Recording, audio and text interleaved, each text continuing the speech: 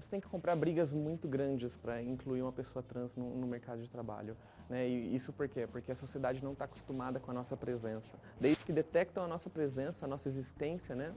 Já imediatamente vão encontrando jeitos de ir nos empurrando para as margens, família que abre mão da gente, e abre mão porque somos consideradas menos que gente, sabe? O que levaria uma família a abrir mão da sua filha trans, do seu filho trans, né? Senão o fato de acreditar que isso é a coisa mais abominável do mundo, né? Então a família abre mão, a escola vai violentar essa criança, adolescente, a violência vai ser tão grande que essa pessoa vai entender que o lugar dela, o único lugar onde ela vai poder continuar sobrevivendo é esse não lugar, que é essa sombra, esses cantos, né? Então a sociedade não está acostumada com a nossa presença. E quando quer romper com esse ciclo de exclusão, vai ter que encarar o peso disso, né? O peso que é você colocar uma funcionária trans, um funcionário trans e ter que lidar com a transfobia dos outros funcionários, dos clientes, dos donos da empresa, né? Então isso tudo é muito delicado, né? Então eu acredito que acostumar-se com a nossa presença, se dar conta de que a gente pode conviver com qualquer tipo de pessoa e que a gente tem coisas a ensinar, a gente tem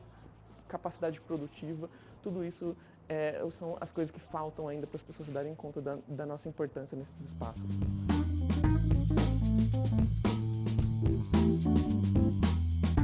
Às vezes a gente acha que a luta trans, a luta LGBT, a luta feminista, a luta negra só se referem a esses grupos particulares e não se dá conta que essas lutas elas têm por objetivo transformar a sociedade como um todo, né? Então, quanto mais a gente vai conseguindo conviver pacificamente, tranquilamente com aquela figura trans, mais a gente vai parando de cobrar tanto das figuras que não são trans uma performance de gênero, um jeito certo de ser homem, um jeito certo de ser mulher, sabe? Essa é uma das grandes questões para mim, né? Quando pessoas gays, lésbicas, bissexuais vão conseguindo se afirmar enquanto pessoas que podem existir, a gente vai começando a criar crianças a partir de agora, né, que não precisam ser hétero obrigatoriamente ou ter medo de não ser hétero, né? A gente cria crianças para terem medo o tempo inteiro, a gente cria, e com isso a gente vai criar adultos paranoicos, psicóticos, com problemas de relacionamento, porque estão tendo que mais parecer uma coisa do que ser de fato e do que ir atrás do que elas são, né? Então, acredito que quando a gente transforma esse ambiente de trabalho, a gente não transforma só para a pessoa trans, a gente torna aquele espaço mais livre de cobranças, inclusive. Cobranças de como é que você deve existir, como é que você deve conviver com as outras pessoas, se deve ficar afirmando a sua masculinidade, a sua feminilidade o tempo inteiro. Você pode existir de formas mais livres quando aquele espaço é capaz de lidar com pessoas trans, né? Então, acho que as empresas devem entender isso, sabe? Isso não é para nós, isso não é uma ajuda para nós, isso é uma transformação daquele espaço, né? Isso é uma transformação daquele microcosmo, né?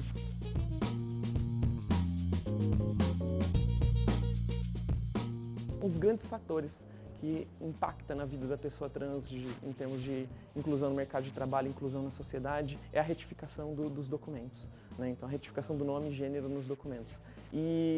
Então, eu acho que a gente deveria começar a se pautar pela retificação mesmo e não por esse jeitinho, por essa gambiarra que é o nome social. Porque quando a gente vai só no nome social, a gente criou nome social já em quase todas as esferas onde uma pessoa trans pode existir. A gente, no hospital, ela pode requisitar o nome social, na escola, nas instituições públicas federais, municipais, estaduais. Por que a gente não muda o documento dela, em vez de tentar criar legislações específicas para cada espacinho onde essa pessoa poderia ocupar, né? Então, acho que a gente começa a criar dificuldades, começa a criar um amontoado de legislação que poderia ser inútil se a gente já focasse no que é substancial mesmo, que é a questão da mudança do nome. Porque quando você muda o nome, você dá mais elementos para essa pessoa bancar a própria identidade, né? Então, fica mais difícil para alguém contestar quem é você quando você tem um documento que diz que você é quem você é, né?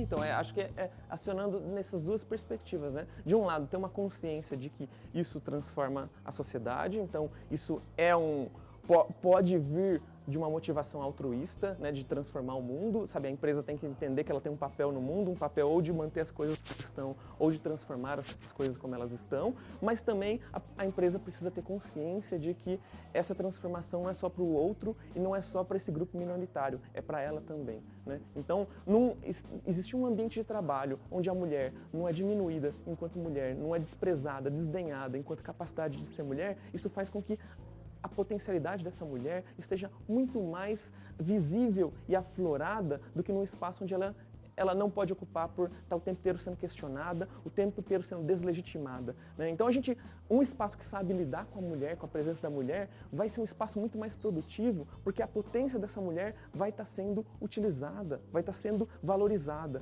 né? E é o mesmo da pessoa trans. Se o tempo inteiro a pessoa trans estiver ali, mas ela estiver sendo deslegitimada, desacreditada, zombada, escarnecida, sabe?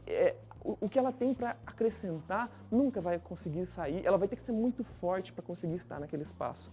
E então, cobra-se muito da gente. Não? E se não cobrassem tanto, se não nos violentassem tanto, a gente poderia estar ali transformando aquele espaço de forma muito, muito impactante. Assim.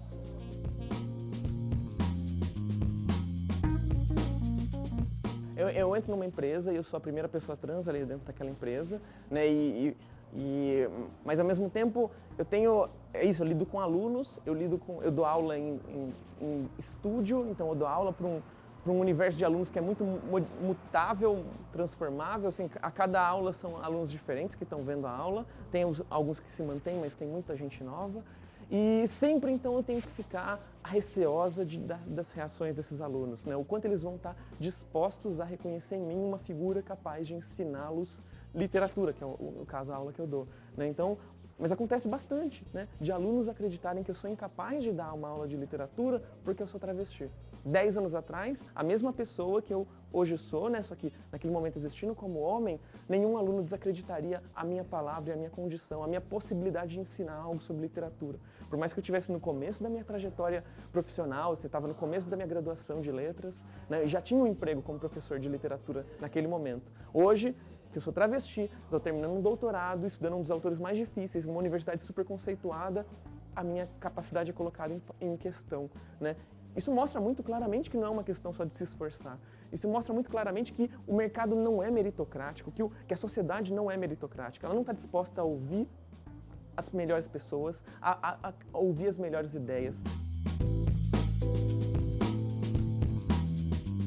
Acho que é uma questão de costume, sabe? Eu tenho essa convicção de que eu vi meus amigos, como é que eles me trataram no começo da minha transição, né? Então, no começo eles erravam o tempo inteiro de gênero, eles não acreditavam que eles conseguiriam me chamar de outra forma, e aí ao cabo de alguns poucos meses já estavam todos muito tranquilamente me chamando de Amara, me tratando no feminino, ou seja, algo muda no cérebro da pessoa, porque a gente é adestrados a reconhecer alguns corpos como masculinos, alguns corpos como femininos, isso automaticamente, né? Então, pessoas trans, quando passam a existir, a gente vai ter que reconfigurar esses padrões que orientavam a nossa percepção. A gente já olha para uma pessoa, a gente ouve uma voz, a gente já tenta identificá-la como masculina, feminina, homem, mulher. Esses padrões agora vão ter que ser revistos porque a gente não veio a passeio, a gente não veio para ficar na margem, a gente não veio para deixar a sociedade tocando o barco sem a gente, né? Então a gente quer fazer parte disso. Eu tinha sonhos quando era criança e quero continuar com esses sonhos muito vivos. Eu queria ser professora, quero poder ser professora travesti e quero mais do que poder ser professora travesti. Eu quero que pessoas sejam capazes de olhar para mim e imaginar que eu posso ensiná-las sobre literatura, sabe? Isso é uma das coisas mais transformadoras, que as pessoas sejam capazes de olhar para a figura trans